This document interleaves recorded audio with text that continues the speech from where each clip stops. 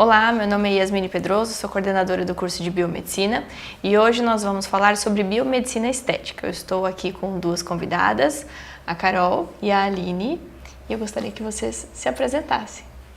Meu nome é Carol Schmidt, sou biomédica esteta, natural de Presidente Getúlio.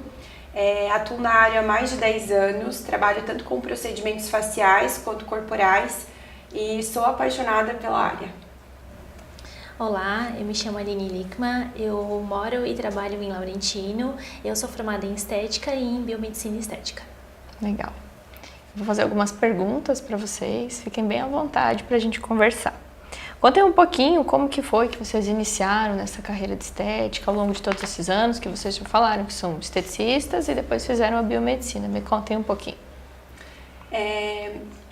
O primeiro vestibular não foi para a área da estética, né? Eu sempre gostei muito da área da estética, de cosméticos, de me cuidar, enfim.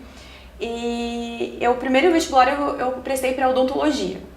A escola que eu estudava era bem preparatório para vestibular e na época tinha um pouco de preconceito para quem ia na área da estética. E eu acho que isso também acabou, como eu era muito estudiosa, acabou que eu não... a área da estética não. Te influenciou na escolha? Influenciou na escolha.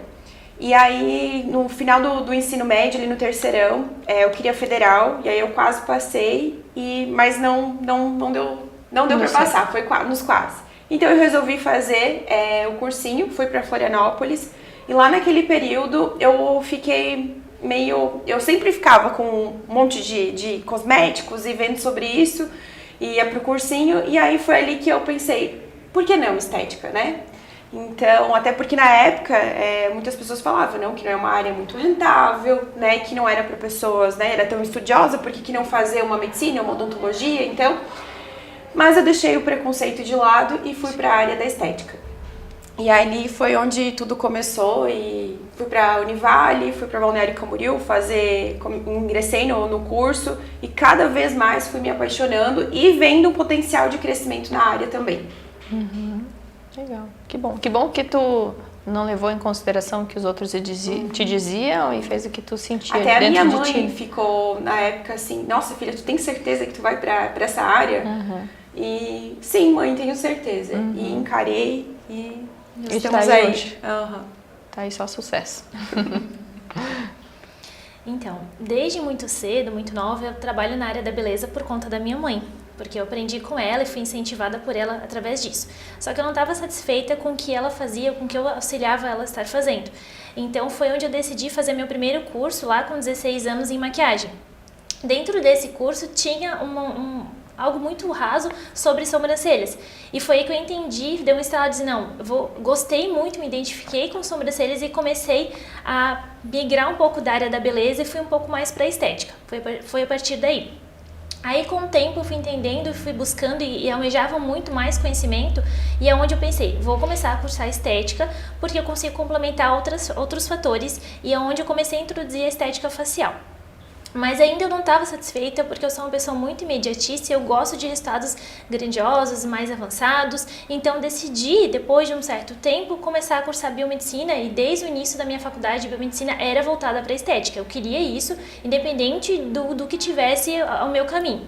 Então eu me realizei quando me formei e hoje trabalho com estética avançada e me especializei um pouco mais na área dos lábios, que veio lá da maquiagem também. Então até hoje as sobrancelhas e os lábios são as minhas grandes paixões. Uhum. Carol, tu trabalha com crioscultura, harmonização glútea, e o que tu percebe, o que tu vê no mercado de evolução dessa área lá do início dessa parte, dessa área até hoje, assim, como que isso foi crescendo ao longo dos anos? Primeiro, na época, a gente trabalhava muito com ultrassom, né? Muito ultrassom. Então, o ultrassom, ele entregava resultados, né? Mas eu sempre falo, ele só esvaziava a célula de gordura. E aí, depois, a gente teve técnicas mais avançadas com equipamento de criolipólise, onde a gente consegue destruir células de gordura, tratar a flacidez. Então, eu vi uma evolução muito grande e hoje as pessoas procuram muito mais, antes de realizarem uma cirurgia plástica, realizarem um procedimento minimamente invasivo ou um procedimento não invasivo e elas conseguem ter resultados muito bons. Então, eu vejo algo que cada vez mais as pessoas estão procurando, procedimentos minimamente invasivos e que entregam resultados superiores. E tanto na harmonização glútea, antes de colocar o silicone, também pensa, opa, vou tratar meu glúteo. Porque o silicone, ele volumiza, mas ele não trata uma flacidez, ele não melhora a celulite. Então, com os bioestimuladores, né, os procedimentos minimamente invasivos, a gente consegue melhorar a qualidade do glúteo, devolver volume, né? É lógico que não vai ser um volume muito grande, mas a gente consegue ter um volume legal com os próprios preenchedores também e a associação de bioestimuladores que também dá pra volumizar um pouquinho. E também tem a possibilidade de, se ela quiser aumentar um pouquinho mais, ela consegue. Ou, não gostei, posso ir lá e remover, né? Diferente de um silicone, que não é bem assim pra você ficar aumentando e diminuindo. E também não fica, às vezes, um resultado tão natural. Exatamente. Né? Com os preenchedores e bioestimuladores, a gente consegue buscar resultados muito naturais. Que a pessoa vai dizer, não, a bunda dela é assim, né? Será que ela pagou por isso ou é dela, né? Isso. É verdade, é verdade. E Aline, o teu olhar mais refinado lá da maquiagem te trouxe pro lábio. Também, o que tu vê de evolução dessa técnica de preenchimento de lábios de antes e para agora? O que eu vejo é que antigamente existiam preconceitos muito grandes em que achavam que os lábios eles precisavam necessariamente ser extremamente volumosos. E hoje em dia sabe-se que isso não existe, que nós podemos trabalhar com lábios para que continuem e da mesma forma como o corporal, que tragam resultados naturais, delicados, independente da idade. Então hoje em dia eu faço lábios de pessoas com mais de 60 anos, não para volumizar, para exagerar, para transformar, mas para deixar e voltar a ser aquele lábio que ela tinha antigamente. Então o preenchimento labial ele nos permite isso, ele não precisa necessariamente só ser volume, ele pode trazer hidratação, melhorar o contorno, né? Melhorar toda a região e rejuvenescer através dele. Então eu acredito que por ele ter esse poder de embelezar, de rejuvenescer, ele consegue transmitir através dessas técnicas em específico. Até porque o lábio envelhece junto com a pele, né? Muito. Não é só de pensar de rejuvenescer a pele, tirar as linhas, os pés de galinha em volta dos olhos e esquecer dos lábios, porque ele também vai envelhecendo com o passar do tempo. E que mulher não se sente mais bonita quando passa um batom e se olha no espelho e gosta do efeito que ele traz pro rosto de uma maneira geral. E ele não escorrer ao redor do lábio quando tu passa um batom colorido, né? De se sentir confortável em passar um batom e segura de que ele não vai escorrer. Ele vai tratar os lábios de uma maneira geral, não só volumizar, né? Que era o preconceito que tinha tido antigamente, que hoje em dia já está se perdendo. Ainda bem, né? Ainda bem. E com base nisso, tanto para Carol com os glúteos e tratamento para celulite, enfim, gordura localizada, como que vocês veem a questão da segurança dentro da biomedicina estética e a previsibilidade dos resultados dentro dos procedimentos? Como que o biomédico pode prever isso? Então, eu sempre falo que antes de qualquer coisa, antes de a gente injetar, pegar uma seringa na mão e executar o procedimento, a gente precisa conhecer. Né, saber o histórico de saúde desse paciente, se ele está apto a receber os procedimentos naquele momento, né, qual técnica eu vou utilizar, como que eu vou executar esse procedimento para que a gente consiga ter uma previsibilidade muito boa durante o procedimento e depois. Também alinhar expectativa com realidade, com o procedimento. Porque às vezes ele vem fazer uma harmonização glútea, ele tem na cabeça que ele vai ficar com uma bunda gigante. E não é bem assim. Né? Então, com tanto de produto, a gente vai conseguir um volume médio, um contorninho. Então, alinhar a expectativa e a realidade com o paciente, acho que é muito importante. Tanto no facial quanto no corporal.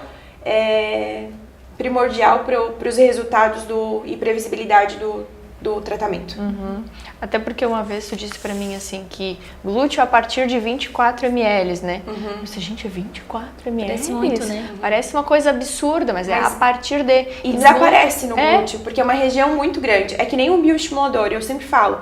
Às vezes a gente vai colocar um bioestimulador no rosto. Às vezes no rosto já é pouco, né? Às vezes a gente precisa de 3 sessões. Imagina no glúteo, que é tipo 3 vezes maior que o nosso rosto. Então esse produto, ele desaparece. Então a gente tem que trabalhar com 3, 6 frascos de bioestimulador para conseguir um resultado legal. E é uma região pesada, né? A gravidade tá puxando para baixo. Uma região com muito músculo. E quando a gente desenvolve esse olhar clínico de entender que lá no facial tu vai precisar, por exemplo, de 1 ml no lábio, que às vezes já vai trazer um resultado eficaz, e lá no glúteo utilizar grandes proporções Exato. facilita para a gente conseguir trazer isso para elas Exato. também, porque a gente precisa alinhar isso com ela, trazer essa expectativa e dizer anatomicamente isso é permitido ou não pode, porque a gente precisa mostrar isso, trazer essa segurança dessa forma para não prejudicar a saúde da pessoa, em primeiro lugar. Então é isso que a gente sempre preza, pensar que ela precisa sim, ela pode melhorar, existem diversos procedimentos que podem ser feitos, mas sem prejudicar a saúde dela. Exatamente. Então eu acredito que dessa forma facilita todo o processo e é onde o nosso conhecimento vai entrar, né? E isso vem muito com pensar que um sachê de ketchup tem 7 ml, 7 ou 10, não lembro agora, 7 ou 10 ml, né? Isso num lábio, isso num glúteo. Né? Proporcionalmente é extremamente diferente. Exatamente. E isso alinha bem com a minha próxima pergunta, que é como se diferenciar num mercado tão competitivo que é o da estética hoje. Né? Todo mundo quer fazer estética, biomedicina estética, que está super em alta. Né? E aí, qual a opinião de vocês sobre isso? Eu acho que o posicionamento faz muita diferença nesse momento. Tu se posicionar, o que tu defende? Qual que é a bandeira? É naturalidade? É segurança? É resultados reais, né?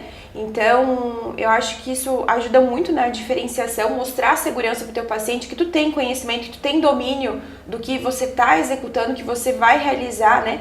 Porque o que faz, às vezes, uma pessoa sair de outra cidade, passar por diversos profissionais nesse caminho e te escolher, né? Então, eu acho que quando você transmite segurança, conhecimento, que você sabe o que está fazendo, faz ter um posicionamento acima da média de outros profissionais. Estudar bastante e também aquilo que a Aline falou antes, saber dizer não, né?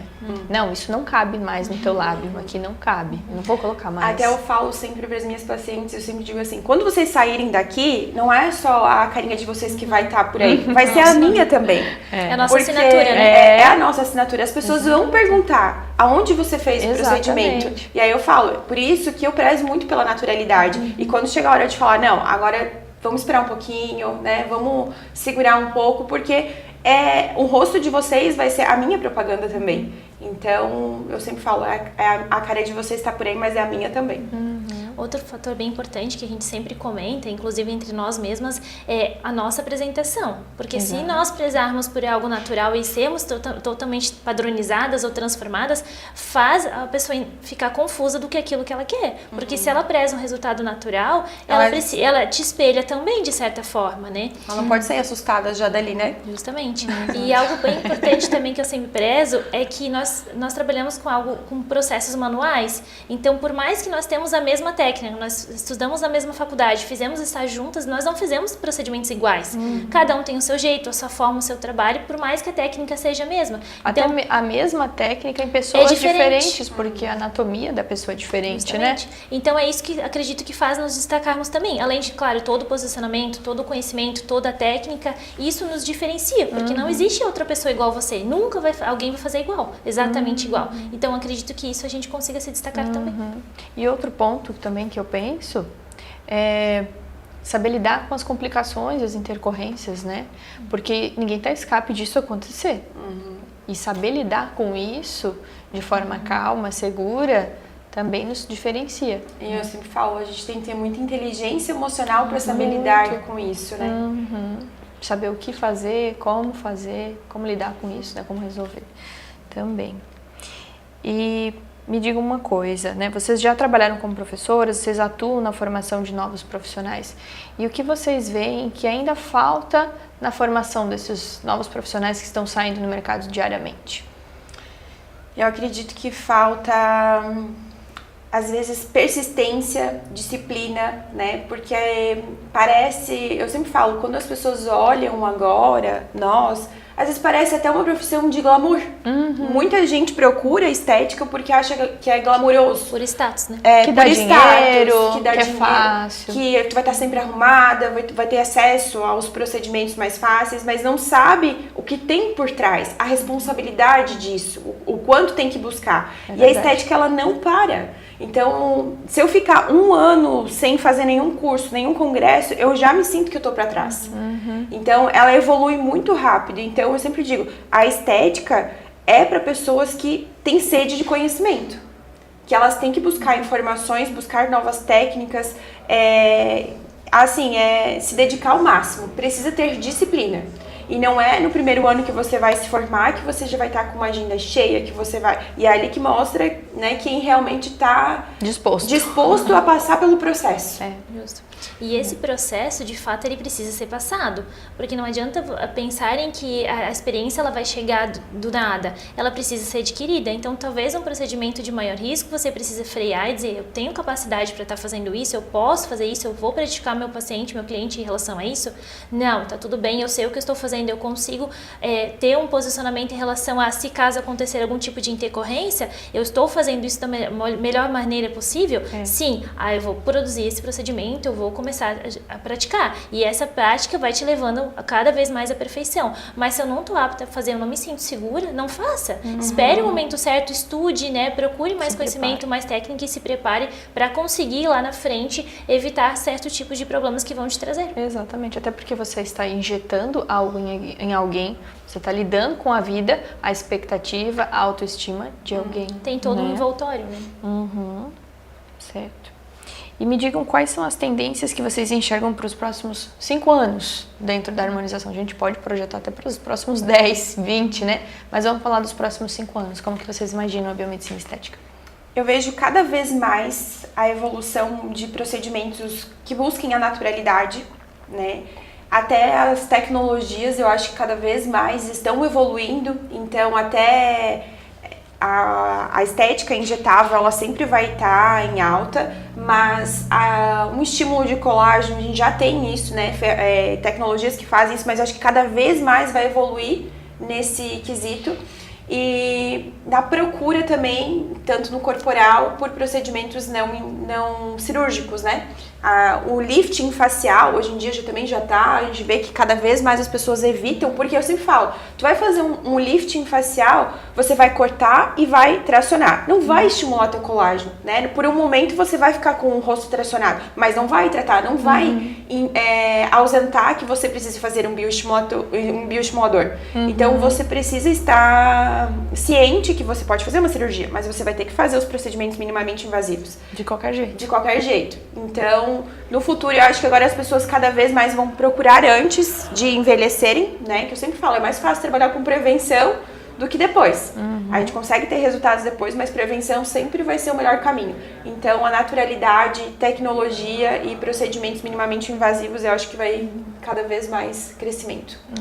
Adentrando então tudo o que a doutora Carol falou, eu penso então que os tratamentos, a estética regenerativa, as prevenções, tratar o problema, não somente a queixa, tudo isso faz sentido e espero que continue ficando, e eu acredito sim, de fato, que vai continuar evoluindo, trazendo a naturalidade, sem exagero, sem transformações, sem grandiosas, vai fazer todo sentido e faz com que, de fato, a estética se torne cada vez mais confiável, segura e potente ao ponto de evoluir cada vez mais por conta de todo esse processo. Até porque hoje a gente passa por um processo em que veio muitas desarmonizações. E a gente ainda tem que sentar muito com o nosso paciente e conversar com ele que ele não vai ficar com aquela boca gigante, que ele não vai ficar com o rosto quadrado.